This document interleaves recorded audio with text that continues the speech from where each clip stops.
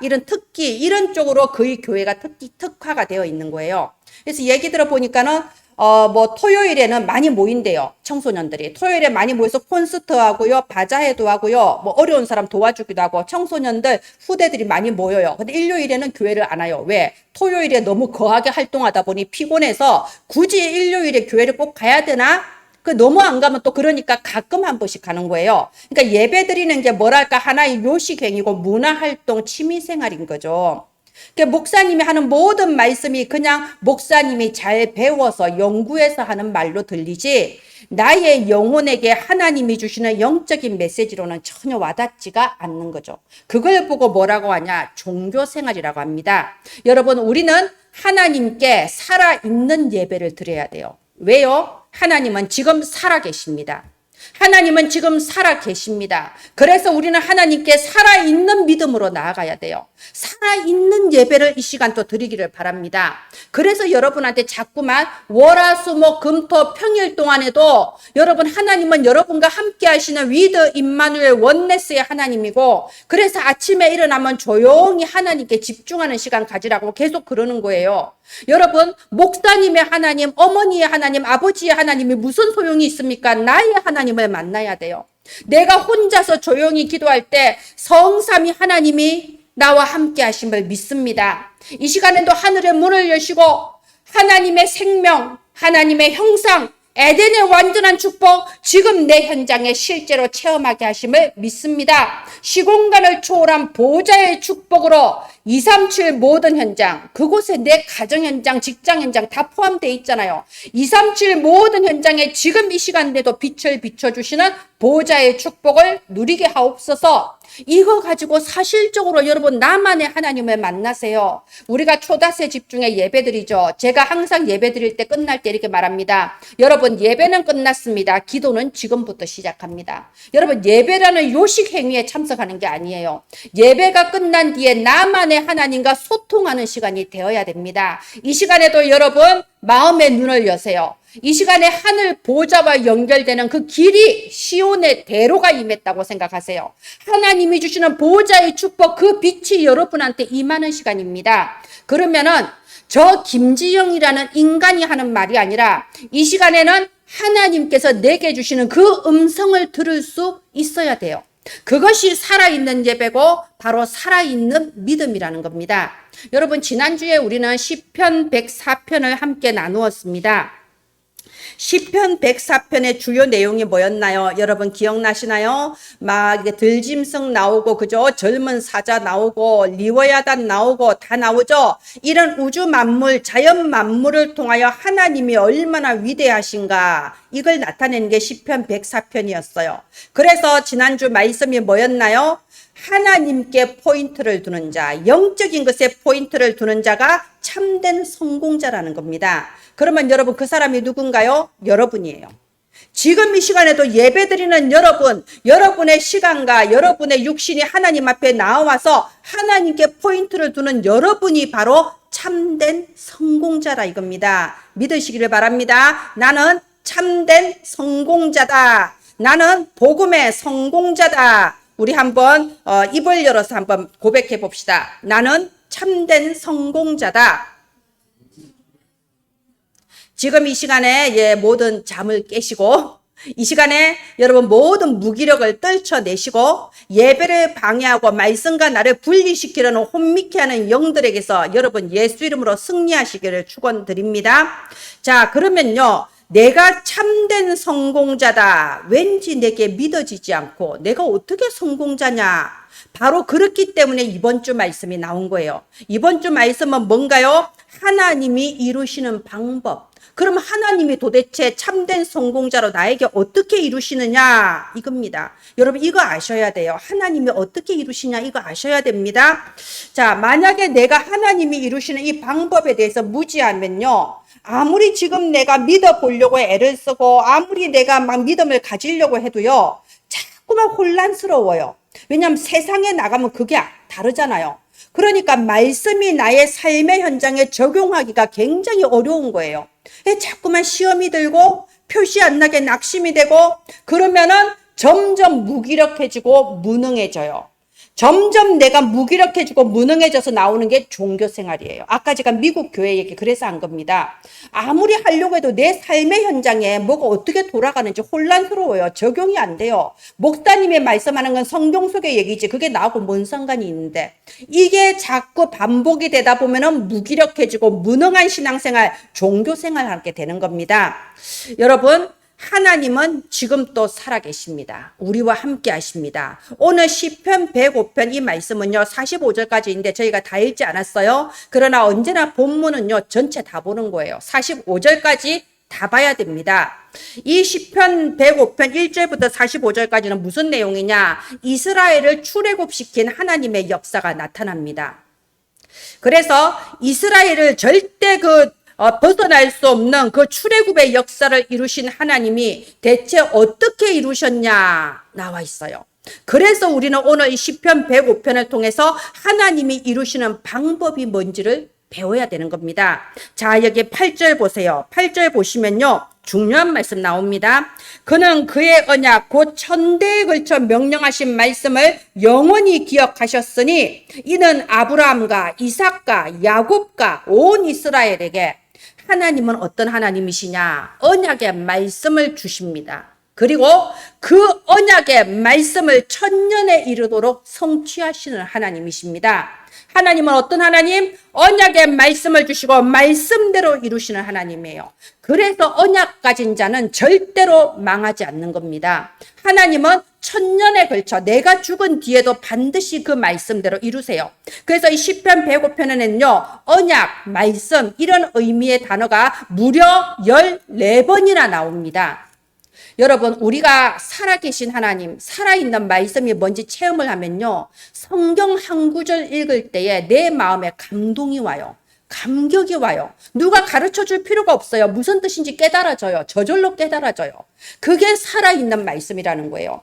여러분이 살아있는 말씀의 그 맛을 보지 못하면요. 자꾸 다른 거를 찾아야 돼요. 무슨 막 어디 가서 밤새도록 불 꺼놓고 찬양을 하든가 밤새도록 막 기도하든가 금식 기도를 하든가 뭐 하면서 자꾸만 내 감정을 막 세우려고 하는 거예요. 왜? 내게 살아있는 말씀에 감동이 없으니까. 하나님은 말씀을 주시고 그 말씀대로 이루시는 언약의 하나님이십니다. 그래서 우리는 하나님께서 반드시 언약대로 이루시는데 어떻게 이루시느냐 그 방법을 알아야 되고 또 그 방법대로 살아야 되는 겁니다. 오늘 우리가 출애굽의 주역 누군가요? 모세지요. 오늘 이 모세를 통하여서 하나님께서 하나님의 언약대로 이루시는 방법 3가지 자 보도록 하겠습니다. 여러분 주보를 한번 보세요. 첫 번째, 하나님은 지극히 정상적인 방법으로 하나님의 뜻을 이루십니다. 예, 다음 화면 네, 맞습니다. 두 번째, 하나님은 초월적인 방법으로 이루시고 세 번째, 역발상의 방법으로 이룬다고 했습니다. 예, 일대지, 지극히 정상적인 방법 한번 보겠습니다. 자, 모세는 그 가문이 어떤가요? 우리 출애굽기 2장 1절에 보면 레위 지파라고 돼 있어요. 여러분, 레위 지파는 어떤 지파냐? 이 피제사를 맡은 지파예요. 말하자면 이스라엘 백성이 다 피언약 잊어버려도 레위 지파만은 피언약을 붙잡은 지파다 이거예요. 지금 이스라엘이 애굽의 노예가 돼가지고 무려 400년 동안 피제사를 못 드렸어요. 그러면 다 잊어버렸어요. 그렇지만 레위 지파만은 기억을 하는 거야. 못해도 기억은 하는 거예요. 양의 피를 가지고 제사를 지내는 거다. 바로 이런 레위 지파로 태어난 게 모세예요. 그래서 나중에 출애굽기 3장 18절에 하나님이 호렙산에서 딱 모세를 불러가지고 이 백성들을 다 데리고 나와서 피제사 드려라 할 때에 무슨 말인지 빨리 알아들은 거예요. 지금 우리 혜진이, 혜미, 맑음이 마찬가지입니다. 어렸을 때부터 예수 그리스도 계속 듣고 있기 때문에 어느 날 여러분보다 훨씬 더 빨리 훨씬 더 깊이 있게 우리 아이들이 말씀 깨닫는 걸 볼 거예요. 그래서 이 피언약을 아는 레위 지파의 이 자손을 모세를 하나님은 택하신 거예요. 그런데 사실 여러분 포인트가 또 있습니다. 포인트 뭐냐? 레위 지파가 어디 한두 명입니까? 왜 하필이면 모세를 여러분 기억하세요? 모세는 어릴 때 애굽 공주의 아들로 자랐어요. 말하자면 애굽의 왕자로 애굽의 왕자로서 지도자 교육을 받으면서 자란 겁니다. 신학자들의 연구에 따르면은 그때 당시에 애굽의 왕족들은 헤스페리오 국제대학이라는 것이 따로 있었대요. 그곳에서 왕족으로서 온 그 백성을 다스릴 수 있는 지도자 교육을 따로 받은 거예요. 모세도 거기에서 배운 거예요. 만약에 자기 어머니의 아들로서 노예로서 살았더라면 뭘 글자라도 제대로 배웠겠습니까? 그런데 하나님께서는 모세를 따로 불러내서 최고의 지도자 교육을 시켰어요. 그러면 우리가 딱 눈치를 채야 돼요. 하나님은 피언약 붙잡은 자를 사용하시지만 특별히 제대로 실력을 갖춘 사람을 사용하십니다. 아멘. 여러분, 그래서 우리가 공부를 해야 되는 거예요. 그래서 우리가 노력이란 걸 해야 되는 거예요. 맨날 예수 그리스도 이 복음만 맨날 듣다 보면요, 복음 외에 아무것도 모르고 아무것도 할 줄 모르는 사람이 될 수 있어요. 이건 이상한 신앙입니다. 잘못된 신앙이에요. 그거는 신앙인으로서도 인간으로서도 실격이에요. 사람은 노력해야 돼요. 훈련해야 되고 나를 단련해야 됩니다. 그래서 실력을 갖춘 자가 돼야 돼요.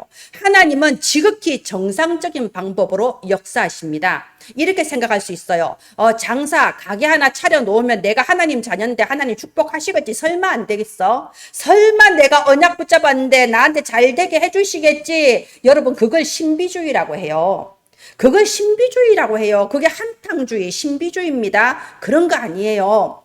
하나님께서는요, 정상적인 방법으로 역사하십니다. 그래서 여러분, 지금 무슨 일을 하든 여러분이 하고 있는 그 분야에 있어서는 300%의 전문성을 가져야 돼요. 내가 알바를 하더라도 100만 원의 돈을 벌면은 300만 원어치 일을 한다. 이런 생각으로 해야 되는 겁니다. 내가 지금 공부하고 있는 모든 분야에 여러분, 성적은 좋게 나올 수도 있고 나쁘게 나올 수도 있어요. 그거는 어쩔 수 없는 거예요. 내가 거기에 노력은 해야 돼요. 내가 열심히는 해야 돼요. 깊이 있게 공부해야 되고 넓게 연구하는 그런 자세가 필요해요. 무슨 일을 하든 마찬가지입니다. 저는 이렇게 사실 뭘 일을 시켜보면요, 내 마음에 딱 들게 일하는 사람은 별로 그렇게 본 적이 없어요. 뭐 하다못해 진짜 뭐 에어컨 하나를 설치를 하더라도 요 5층의 에어컨, 이번에 에어컨 그거 때문에 잠깐 사람을 좀 불렀는데요. 그분이 5층 에어컨 보고 이렇게 말하더라고. 이렇게 해놓고 돈 받아갔나요? 그러더라고. 제가 할 줄 모르니까요. 아니, 저는 그냥 신기해서 그럽니다. 이래놓고 돈 받아갔단 말입니까? 말하자면은 자기 일에 대해서 전문성이 없는 거죠. 그냥 이만큼 배워서 이만큼 잠깐 써먹으면 되지, 이런 거예요. 여러분, 저는 학교 다닐 때 어떤 교수님이 이렇게 말씀하셨어요. 우리 교수님은 다 목사님들이었거든요. 근데 어떤 목사님이 이렇게 말씀하세요. 된 사람보다 든 사람이 낫더라. 이분이 목회를 해보니까 된 사람보다 든 사람이 낫더래요. 된 사람은 뭐냐? 한마디로 이제 인성이 좀 된 사람, 인간성이 제대로 갖춘 사람. 든 사람이라면 머리에 지식이 좀 든 사람, 좀 배운 사람. 왜 그렇게 말하냐? 나름대로 인격이 갖추어진 사람은요, 자기의 그 바른 인격과 바른 가치관을 가지고 절대로 자기 생각을 안 굽힌대요. 하나님 말씀이 나도 소용이 없어. 나의 바른 생각으로. 근데 그게 하나님의 뜻을 막을 때도 있어요. 그런데 든 사람이다. 지식이 든 사람, 좀 배운 사람은요, 비록 믿음은 부족하여도 객관적으로 모든 걸 볼 수 있다는 거예요. 아, 다른 나라는 이런 나라도 있고, 아니, 과거에는 이런 일도 있고, 역사를 알고 모든 것을 볼 줄 아니까 좀 더 객관적이고 합리적인 판단을 하더라, 이거죠. 여러분, 이게 어찌 보면요, 불신앙의 말 같기도 하지만 저는 사실 맞다고 생각해요. 제가 학교에 처음에 딱 입학했을 때, 입학이 아니고 복학했을 때 제가 한번 쉬다가 복학했거든요. 복학을 했으니까 이 복학한 사람들은 이런 마음이 있습니다. 내가 이 학교에 좀 잘 적응을 해야 돼. 난 중간에 끼어들어서 복학했으니까 참 이렇게 좀 친하게 지내야 돼. 이게 있거든요. 그래서 좀 두루두루 친하게 지냈어요. 근데 그 중에 한 분이요, 그냥 온갖 곳을 다 따라다니는 거예요. 그분은 학교 안에서 하는 모든 모임과 동아리와 활동을 하나도 빠지지 않고 다 다녀요. 새벽부터 밤까지 바빠요. 근데 제가 처음에 한 주 정도 같이 다녀봤거든요. 그 제가 깨달은 거예요. 이 길은 나의 길이 아니다. 왜냐하면 제가 그때 당시에 교회 전도사고, 초동신학원 간사고, 또 그때 우리 언상이 서영이가 거의 뭐 고등학생, 막 고3 시험 쳐야 되고, 그러니까 제가 몇 가지 역할을 합니까? 전도사 겸 간사 겸 학교의 신학생 겸 엄마 겸 제가 몸이 10개라도 부족할 판국에 제가 그분들 따라서 같이 돌아다니다가는 그분들이 모든 일정 마치고 잠잘 때 나는 밤을 새워야 돼. 내가 해야 돼. 모든 일을 해야 되고 레포트도 써야 되고 주보도 만들어야 되고 할 게 너무 많은 거예요. 그래서 이 일은 나의 길이 아니다. 그래서 전 딱 멈췄거든요. 멈추고 어디 가자 그래도 안 갔어요. 근데 할 일이 너무 많아가지고 너무 바빠서. 예, 시험 기간이 됐습니다. 우리 신학교 시험은 거의 다 주관식이에요. 다 쓰는 거예요. 내 생각을 쓰는 거예요. 그 내 생각 쓰면 안 되죠. 배운 대로 써야죠. 그걸 이제 다 이렇게 쓰는 게 시험입니다. 아니, 시험 칠 때가 되니까 그분이 내 옆에 짝꿍이었는데 너무 당당하게 머리 뒤밀고 내 거 보고 따라 쓰는 거예요. 나이가 50 다 돼가는 사람이 컨닝을 하는데 제가 밀어내지를 못하겠더라고. 너무 당당하게 내 거 그대로 다 쓰는 거야. 막 그분 태도가 너무 당당해. 당연히 복음이니까. 당연히 하나님 자녀끼리. 그래가지고 앞에 사람도 두드려. 야, 지영이 거 보고 쓰라고. 다 보고 쓰는 거예요. 그래서 제가 야, 정말 이상한 생각을 가지고 사는구나. 여러분, 내가 해야 될 일은 내가 노력을 해야 돼요. 내가 막 놀러 다니고 다른 사람 쫓아다닐 그 시간에 공부해야지요. 왜 그게 내가 해야 될 일이잖아요. 그때 당시에. 그죠? 내가 해야 될 일은요. 남들 따라 놀고 자고 할 게 아니고 내가 해야 될 그 시간에 끝내야 됩니다. 그래서 하나님은 지극히 정상적인 방법으로 역사하신다는 거예요.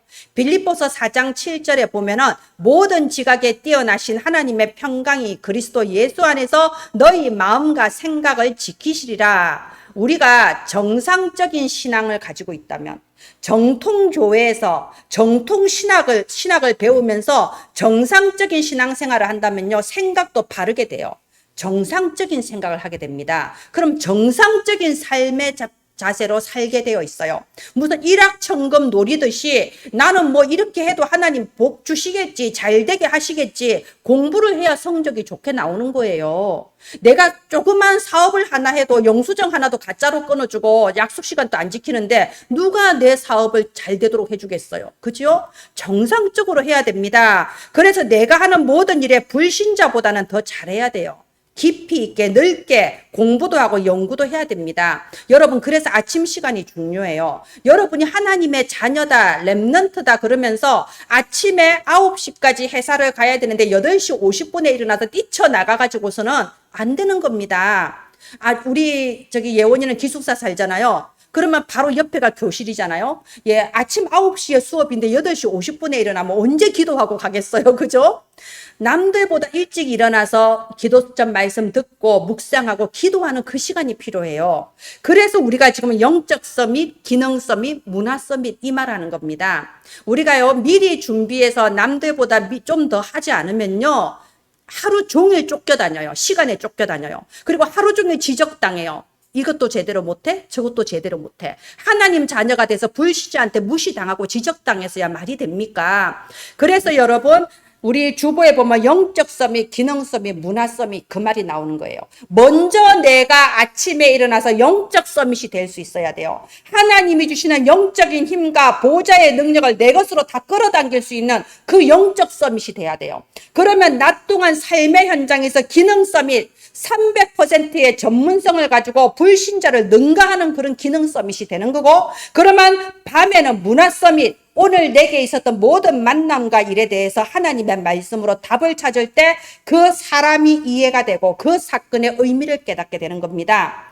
예, 이런 가장 정상적인 방법으로 하나님은 언약을 이루어 나가세요. 자, 두 번째, 초월적인 방법. 우리 고린도전서 2장 9절에 보면요. 하나님이 자기를 사랑하는 자를 위하여 예비하신 모든 것은 눈으로 보지 못하고 귀로 듣지 못하고 사람의 마음으로 생각지도 못한 일이다. 이게 무슨 뜻인가요? 하나님은요, 우리가 생각하거나 우리의 모든 방법을 초월하는 하나님의 능력으로 역사해 주십니다.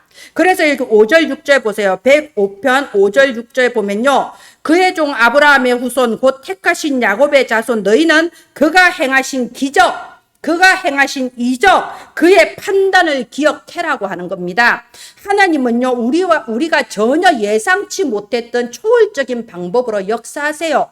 그래서 여기 4절에 보면요, 여호와와 그의 능력을 구하라, 그의 얼굴을 항상 구하라, 먼저 영적 서밋이 되라, 이겁니다. 이게 살아있는 믿음이라는 거예요. 여러분, 야고보서 2장 17절에 보면요, 행함이 없는 믿음은 죽은 믿음이라고 돼 있어요. 너희가 입으로 믿는다고 하면서 행하지 않고 실천하지 않으면 그거는 죽은 믿음이다. 야고보서 2장 17절 또 26절에 나와 있습니다. 여러분, 우리 지난주에 3일 캠프였어요. 그리고 캠프 포럼팀을 짜서 포럼을 하라고 했습니다. 여러분 실천했습니까? 실천하신 분도 있고 안 하신 분도 있을 거예요. 제가 드릴 수 있는 말씀은, 여러분, 하나님의 말씀을 내가 입으로만 믿는 게 아니라 실제로 실천을 했다. 그때 하나님의 능력이 내게 임하는 거예요.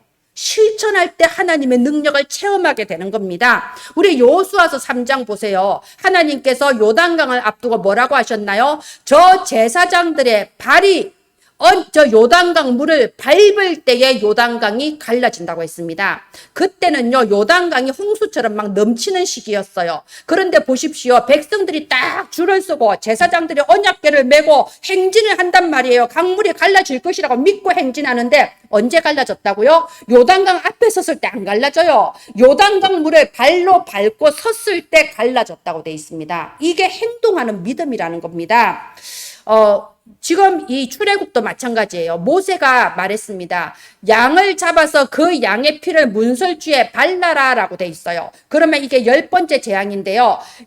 첫 번째부터 9번째까지 그 재앙과 10번째 재앙은 완전히 달라요. 첫 번째부터 9번째 재앙은요, 이스라엘 백성에게는 재앙이 임하지 않고 애굽 백성한테만 그 재앙이 임했어요. 딱 갈랐던 거예요. 근데 10번째 재앙만은 다릅니다. 어떻게 다르냐? 10번째 재앙은 민족을 가리지 않아요. 이스라엘이든 애굽이든 상관없어요.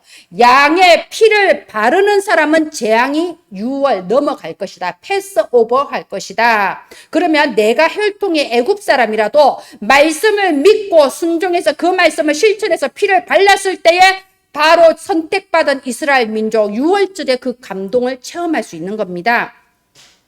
여러분, 여기 우리는 실천하는 믿음, 살아있는 믿음이 돼야 됩니다. 그래서 하나님의 능력, 초월적인 응답을 체험하시기를 바랍니다. 여기 27절 보세요. 27절에 여호와의 표적, 함의 땅에서 징조, 하나님의 초월적인 능력이 임하는 거예요. 28절에 흑암 재앙이 먼저 임하죠.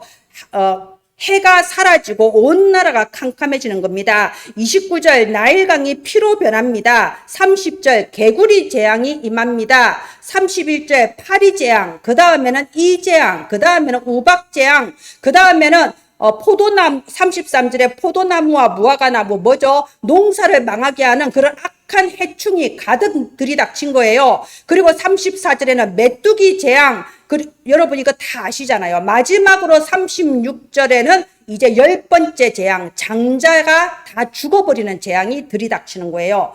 이 처음으로 난 거 짐승부터 왕의 아들에 이르기까지 처음으로 난 장자는 그날 밤에 다 죽었습니다. 오직 6월절 양의 피를 바른 자만 살았어요.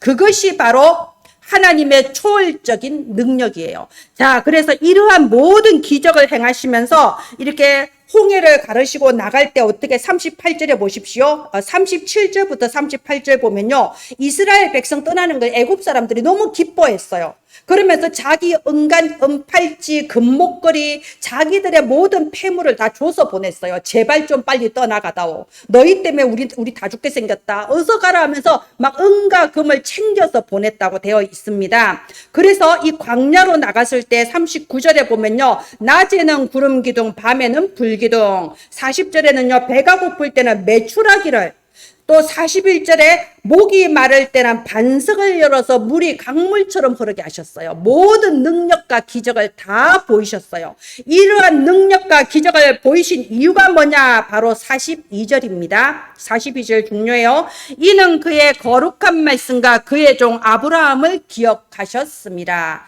하나님의 언약. 몇천 년 전에 아브라함과 맺었던 그 언약을 기억하시고 그 자손에게 하나님은 천년에 이르도록 이 언약을 다 성취하신 겁니다. 여러분, 혹시 여러분에게는요, 부정적인 선입견이 있을 수 있어요. 이걸 보고 죽은 믿음, 불신앙이라고 하는 겁니다. 왜 하나님은 청년 모세, 힘있고 능력 있는 청년 모세를 부르지 않고 노인 모세를 불렀을까요? 만약에 모세가 능력이 있을 때 사용했다면 사람들은 모세가 말을 잘해서, 모세가 능력이 있어서 모세 얘기를 할 거 아닙니까? 아니에요. 하나님은 언약의 말씀 주시고 언약대로 이루시는 하나님입니다. 왜 하나님은 이스라엘 군대를 조직해라 이렇게 안 하시고 왜 양의 피를 바르라고 했을까요? 언약의 말씀 주시고 언약대로 이루시는 하나님, 그 증거를 보여주신 겁니다. 우리가 이 살아있는 믿음을 가진다면요, 굳이 불신자들하고 경쟁하고 내가 할 수 있을까 불안해할 필요가 없어요. 살아있는 믿음, 담대한 믿음의 실천력을 가지기 바랍니다. 하나님은 여러분의 모든 삶의 현장의 분야마다 초월적인 능력으로 언약을 이루어 주실 겁니다. 자, 세 번째, 역발상의 방법. 이사야서 55장 8절에는요, 내 생각은 너희 생각과 다르다고 되어 있습니다. 내 길은 너희 길과 다르다. 너희는 하늘이 땅에서 높음같이 너희는 내 생각을 알지 못한다고 되어 있습니다. 말하자면 하나님은요, 우리 사람의 생각과는 정반대의 방법을 이루실 때가 있어요. 그래서 여러분, 우린 뭐든지 경솔하게 판단하면 안 됩니다. 영안을 딱 여셔야 돼요.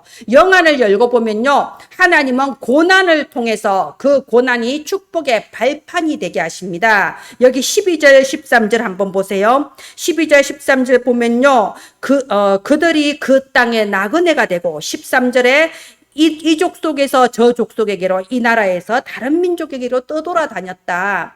하나님께서 아브라함을 부르실 때는 천하 만민이 너로 말미암아 복을 받을 것이다 하면서 부르셨는데 막상 현실은 어떤가요? 떠돌이고 나그네예요. 여기 가서 빌붙고 저기 가서 얻어먹는 그런 떠돌이 나그네 같은 삶을 살았던 거예요. 여기 16절에도요, 심지어 그 땅에 기근이 들어서 양식이 다 끊어졌다고 돼 있어요. 이렇게 사실은 아브라함부터 이삭, 야곱, 요셉에 이르기까지 이 가족들은요, 고난의 길을 걸었어요. 이 가문 전체가 남들이 봤을 때 불쌍하게 보이고 재앙당하는 것처럼 보였던 거예요. 마치 우리 가문 같지 않습니까? 자, 그리고 드디어 여기 17절 보세요. 요셉에 대한 얘기가 나와요. 18절에 그의 발은 착고를 차고 그의 몸은 쇠사슬에 매였으니, 여러분 착고가 뭔지 아시죠? 우리가 사극 같은 데 보면요, 이 죄수들 발에다가 이렇게 꽉 매여 있는 나무로 만든 그 구속하는 거예요. 그리고 쇠사슬을 온몸에 둘둘 감았어요. 종으로 팔렸고 감옥에 갇혔잖아요. 그죠? 전혀 이거 언약의 말씀과 반대대로 가는 거예요. 이쯤 되면 이제 나오는 거예요. 내가 하나님 믿어서 잘 된 게 뭐가 있냐? 그죠? 목사님은 맨날 말씀하지만 된 게 뭐가 있냐? 어느 날 현타, 요즘 말로 현실 자각 타임이 오는 겁니다. 여기서 속으면 안 돼요. 자, 요셉이 어떻게 했나요? 여기 19절에 여호와의 말씀이 응할 때까지라 그의 말씀이 그를 단련하였도다. 언제까지요? 하나님의 말씀이 성취되는 그 시간표까지. 그때까지는 말씀이 요셉을 단련했던 거예요. 여러분, 우리가 진짜 힘들고 어려울 때 무엇을 의지하여 일어나나요? 무엇을 의지하여 다시 시작할 수 있나요? 여러분, 어떤 사람의 도움이나 어떤 방법이나 어떤 사상을 의지해서 일어나면요, 또 와요, 그 어려움이. 말씀이 나를 단련하지 못했어. 그런데 진짜 내가 어렵고 외롭고 아무도 도와줄 사람 없을 때 하나님의 언약을 붙잡고 일어나시길 바랍니다.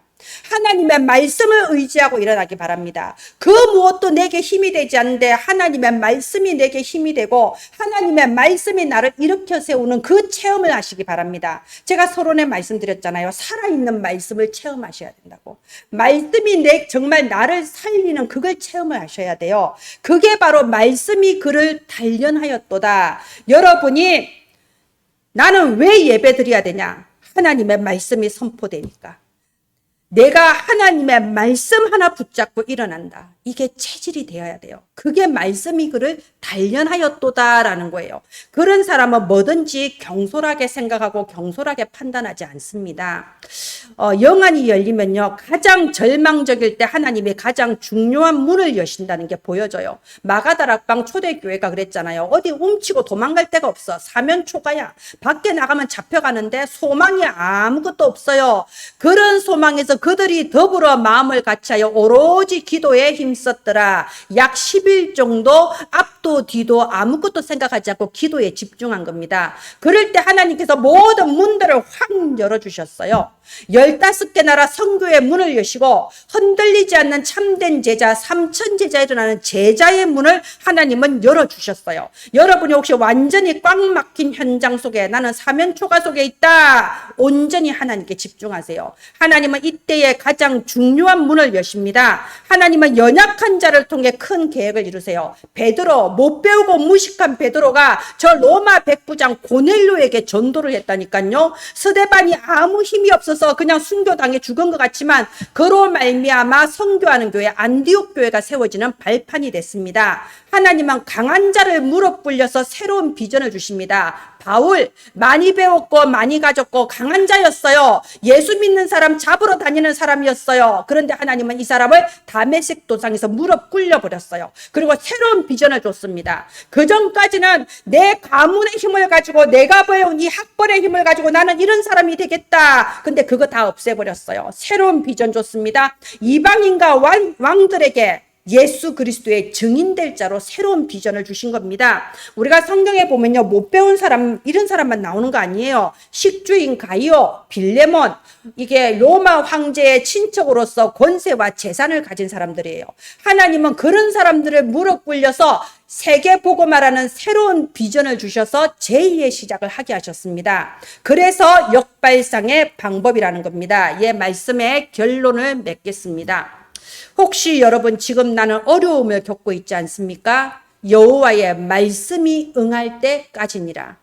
여러분 제가 교역자로서 이 교회를 다니면서요, 정말 별일 다 봤어요. 별 사람 다 있고요, 별일 다 있습니다.